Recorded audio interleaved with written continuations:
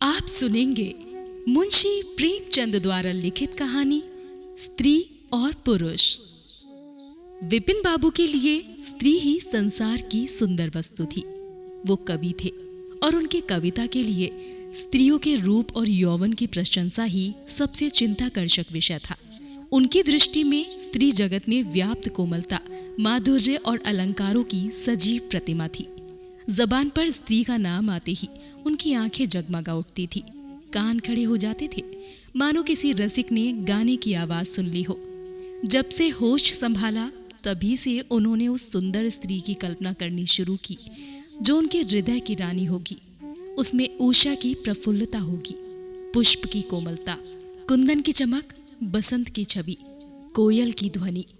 वो कवि वर्णित सभी उपमाओं से विभूषित होगी। वो उस कल्पित मूर्ति के उपासक थे, कविताओं में उसका गुण गाते।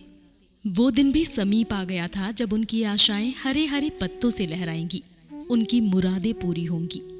कॉलेज की अंतिम परीक्षा हो गई थी और विवाह के संदेश आने लगे थे। विवाह तय हो गया। विपिन बाबू ने कन्या को देखने का बहुत आग्रह किया, लेकिन जब उनके मामू ने विश्वास दिलाया कि लड़की बहुत ही रूपवती है, मैंने अपनी आंखों से देखा है, तब वो राजी हो गए। धूमधाम से बारात निकली और विवाह का मुहूर्त आया।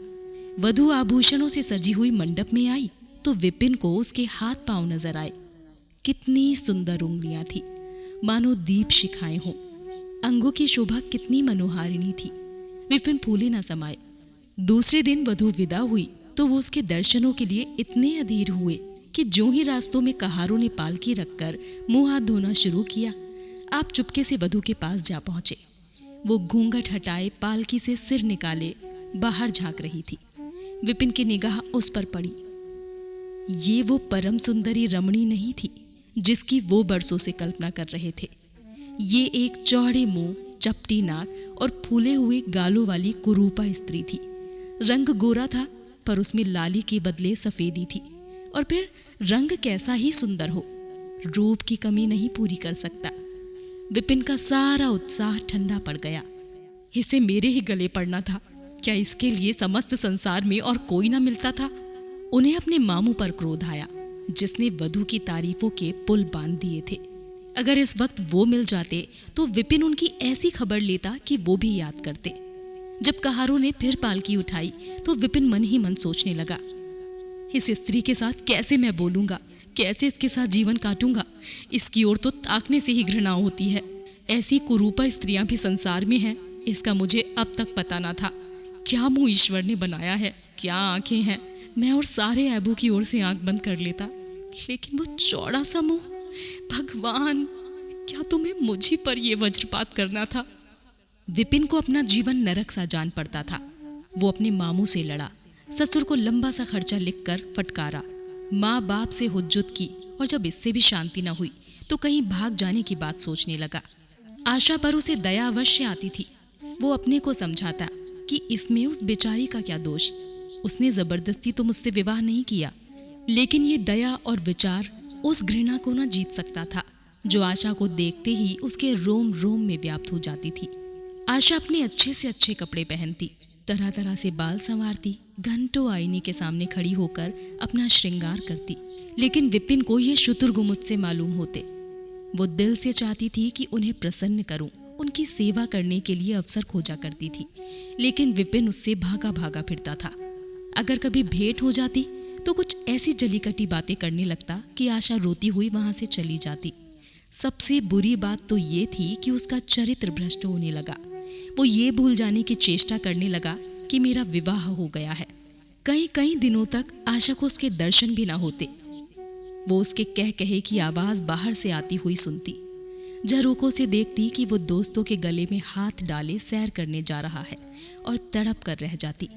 एक दिन खाना खाते समय उसने कहा, अब तो आपके दर्शन ही नहीं होते, मेरे कारण घर छोड़ दीजिएगा क्या? विपिन ने मुंह फेर कर कहा, घर ही पर तो रहता हूँ, आजकल जरा नौकरी की तलाश है, इसलिए दौड़ धूप ज्यादा करनी पड़ती है।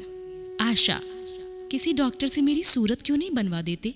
सुनती हूँ आजकल सूरत बनाने वाले डॉक्टर पैदा हुए हैं। विपिन, क्यों ना हक चिढ़ती हो, या तुम्हें किसी ने बुलाया था? आशा, आखिर इस मर्ज की दवा कौन करेगा? विपिन, इस मर्ज की दवा नहीं है। जो काम ईश्वर से ना करते बना, उसे आदमी क्या बना सकता है? आशा, ये तो तुम ही सोचो कि ईश्वर की भूल के लिए मुझे दंड दे रहे हो। संसार में ऐसा कौन सा आदमी है जिसे अच्छी सूरत बुरी लगती हो? क्या तुमने कभी किसी मर्द को केवल रूपहीन होने के कारण कुंवारा रहते देखा है? रूपहीन लड़कियां भी माँ बाप के घर नहीं बैठी रहती। किसी न किसी तरह उनका निर्वाह हो ही जाता है। उसका पति उस पर प्राण न देता हो, लेकिन दूध की मक्खी नहीं समझता। विपिन ने झुंझला कर कहा, क्यों ना हक सिर खाती हो? मैं तुमसे बहस तो नहीं कर रहा हूं ना। दिल पर जब्र नहीं किया जा सकता और न दलीलों का उस पर कोई असर पड़ सकता है। मैं तुम्हें कुछ कहता तो नहीं हूं, फिर तुम क्यों मुझसे हुज्जूद करती हो? आशा ये झिड़की सुनकर चली गई। उसे मालूम हो गया कि इन्होंने मेरी ओर से सदा के लिए हृदय कठोर कर लिया है। विपिन तो रोज सैर सपाटे करते, कभी कभी रात को गायब रहते। इधर आशा चिंता और निराशा से घुलते घुलते बीमार पड़ गई, लेकिन विपिन भूल कर भी उसे देखने न आता। सेवा करना तो दूर रहा, इतना ही नहीं, वो दिल में मानता था कि वो मर जाती तो गला छूटता। अब की खुद देखभाल कर अपनी पसंद का विवाह करता। अब वो और भी खुल खेला। पहले आशा से कुछ दबता था, कम से कम उसे ये धड़का लगा रहता था कि कोई मेरी चाल ढाल पर निगाह रखने वाला भी है। अब ये धड़का छूट गया। कुवासनाओं में ऐसा लिप्त हो गया कि मर्दाने कमरे में ही जमघटे होने लगे। लेकिन विषय भोग में धन ही का सर्वनाश होता है, इससे कहीं अधिक बुद्धि और बल का सर्वनाश होता है। विपिन का चेहरा पीला पड़ने लगा, देह भी क्षीण होने लगी, पसलियों की हड्डियां निकल आई, आंखों के इर्द गिर्द काले गड्ढे पड़ गए। अब वो पहले से कहीं ज्यादा शोक करता, नित्य तेल लगाता, बाल बनवाता, कपड़े बदलता, किंतु मुख पर कांति न थी। रंग रोगन से क्या हो सकता था? एक दिन आशा बरामदे में चारपाई पर लेटी हुई थी। इधर हफ्तों से उसने विपिन को नहीं देखा था। उन्हें देखने की इच्छा हुई। उसे भय था कि वो चिढ़ जाएंगे, लेकिन फिर भी वो मन को न रोक सकी। विपिन को बुला भेजा। विपिन को भी उस पर कुछ दया सी आ गई थी। आकर सामने खड़ा हो गया। आशा ने उसके मुंह की ओर देखा तो चौंक पड़ी। वो इतने दुर्बल हो गए थे कि पहचानना मुश्किल था। बोली, तुम भी बीमार हो क्या? तुम तो मुझसे भी ज्यादा घुल गए हो। विपिन, जिंदगी में रखा ही क्या है जिसके लिए जीने की फिक्र करूं? आशा, जीने की फिक्र ना करने से कोई इतना दुबला नहीं हो जाता। तुम अपनी कोई दवा क्यों नहीं करते? ये कहकर उसने विपिन का दाहिना हाथ पकड़कर अपनी चारपाई पर बैठा लिया। विपिन ने भी हाथ छुड़ाने की चेष्टा ना की। उनके स्वभाव में भी इस समय एक विचित्र नम्रता थी जो आशा ने कभी ना देखी थी। बातों से भी निराशा टपकती थी। अक्खड़पन या क्रोध की गंध भी ना थी। आशा को ऐसा मालूम हुआ कि उनकी आंखों में आंसू भरे हुए हैं। विपिन चारपाई पर बैठते हुए बोले, मेरी दवा अब मौत करेगी। मैं तुम्हें जलाने के लिए नहीं कहता। ईश्वर जानता है मैं तुम्हें चोट नहीं पहुंचाना चाहता। मैं अब ज्यादा दिनों तक ना जीऊंगा। मुझे किसी भयंकर रोग के लक्षण दिखाई दे रहे हैं। डॉक्टरों ने भी वही कहा है। मुझे इसका खेद है कि मेरे हाथों तुम्हें कष्ट पहुंचा, पर क्षमा करना। कभी कभी बैठे बैठे मेरा दिल डूब जाता है, मूर्छा सी आ जाती है। ये कहते कहते एकाएक वो कांप उठे। सारी देह में सनसनी सी दौड़ गई। मूर्छित होकर चारपाई पर गिर पड़े और हाथ पैर पटकने लगे। मुंह से फिचकुर निकलने लगा। सारी देह पसीने से तर हो गई। आशा का सारा रोग हवा हो गया। वो महीनों से बिस्तर न छोड़ सकी थी, पर इस समय उसके शिथिल अंगों में विचित्र स्फूर्ति दौड़ गई। उसने तेजी से उठकर विपिन को अच्छी तरह लेटा दिया और उसके मुख पर पानी के छींटे देने लगी। महरी भी दौड़ी आई और पंखा झलने लगी। फिर भी विपिन ने आंखें न खोली। संध्या होते होते उसका मुंह टेढ़ा हो गया और बायां अंग शून्य पड़ गया। हिलना तो दूर था, मुंह से बात निकालना भी मुश्किल हो गया। ये मूर्छा ना थी, फालिस था। फालिस के भयंकर रोग में रोगी की सेवा करना आसान काम नहीं है। उस पर आशा महीनों से बीमार थी, लेकिन उस रोग के सामने वो अपना रोग भूल गई। 15 दिनों तक विपिन की हालत बहुत नाजुक रही। आशा दिन के दिन और रात के रात उसके पास बैठी रहती।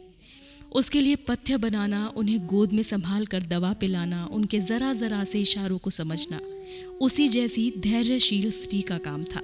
अपना सिर दर्द से फटा जाता, ज्वर से देह तपा करती, पर इसकी उसे जरा भी परवाह ना थी। 15 दिनों बाद विपिन की हालत कुछ संभली। उनका दाहिना पैर जो लुंज पड़ गया था, पर तोतली भाषा में कुछ बोलने लगे थे। सबसे बुरी गत उसके सुंदर मुख की हुई थी। वो इतना टेढ़ा हो गया था जैसे कोई रबड़ के खिलौने को खींचकर बढ़ा दे। बैटरी की मदद से जरा देर के लिए बैठे या खड़े हो जाते तो हो जाते, लेकिन चलने फिरने की ताकत ना थी। एक दिन लेटे लेटे जाने उन्हें क्या ख्याल आया, आईना उठाकर अपना मुंह देखने लगे। ऐसा कुरूप आदमी उन्होंने कभी ना देखा था। आहिस्ता से बोले, आशा, ईश्वर ने मुझे गुरूर की सजा दी है। वास्तव में मुझे ये उसी बुराई का बदला मिला है जो मैंने तुम्हारे साथ की। अब तुम अगर मेरा मुंह देखकर घृणा से मुंह फेर लो तो मुझसे उस दुर्व्यवहार का बदला लो जो मैंने तुम्हारे साथ किए हैं। आशा ने पति की ओर कोमल भाव से देखकर कहा, मैं तो आपको अब भी उसी निगाह से देखती हूँ, मुझे तो आप में कोई अंतर दिखाई नहीं देता। विपिन, वाह, बंदर का सा मुंह हो गया है। तुम कहती हो कि कोई अंतर नहीं, मैं तो अब भी बाहर ही ना निकलूंगा। ईश्वर ने मुझे सचमुच दंड दिया। बहुत यत्न किए गए पर विपिन का मुंह सीधा ना हुआ। मुख्य का बायां भाग इतना टेढ़ा हो गया था कि चेहरा देखकर डर मालूम होता था। हाँ, पैरों में इतनी शक्ति आ गई थी कि अब वो चलने फिरने लगे। आशा ने पति की बीमारी में देवी की मनौती की थी। आज उसी की पूजा का उत्सव था। मोहल्ले की स्त्रियां बनाव श्रृंगार किए जमा थी। गाना बजाना हो रहा था। एक सहेली ने पूछा, क्यों आशा, अब तो तुम्हें उनका मुंह जरा भी अच्छा ना लगता होगा। आशा ने गंभीर होकर कहा, मुझे तो पहले से भी कहीं ज्यादा अब उनका चेहरा अच्छा लगता है। चलो, बातें बनाती हो। नहीं बहन, सच कहती हूँ, रूप के बदले मुझे उनकी आत्मा मिल गई जो रूप से कहीं बढ़कर है। विपिन कमरे में बैठे हुए थे। कई मित्र जमा थे। ताश हो रहा था। कमरे में एक खिड़की थी जो आंगन में खुलती थी। इस वक्त वो बंद थी। एक मित्र ने उसे चुपके से खोल दिया और शीशे से झांककर विपिन से कहा, आज तो तुम्हारे यहाँ परियों का अच्छा जमघट है। विपिन, बंद कर दो। अजी जरा देखो तो कैसी कैसी सूरतें हैं। तुम्हें इन सब में से कौन अच्छी मालूम होती है? विपिन ने उड़ती हुई नजरों से देखकर कहा, मुझे तो वही सबसे अच्छी मालूम होती है जो थाल में फूल रख रही है। वाह री आपकी निगाह, क्या सूरत के साथ तुम्हारी निगाह भी बिगड़ गई है? मुझे तो वो सबसे बदसूरत मालूम होती है, इसीलिए कि तुम उसकी सूरत देखते हो और मैं उसकी आत्मा देखता हूँ। अच्छा, यही मिसेस विपिन है? जी हाँ, ये वही देवी है। तो ये थी कहानी स्त्री और पुरुष। आपको ये कहानी कैसी लगी हमें नीचे कमेंट सेक्शन में लिखकर जरूर बताएं। साथ ही कहानियों से जुड़ी कोई भी जानकारी आप हमें देना चाहते हैं या बताना चाहते हैं कि आप किस तरीके की कहानियां सुनना चाहते हैं या किस राइटर को सुनना चाहते हैं, वो भी आप हमें ज़रूर लिख भेजें। साथ ही हमारे चैनल को लाइक, शेयर, सब्सक्राइब करना ना भूलें और सुनते रहें स्टोरियन लफ्ज़ों के हमसफ़र।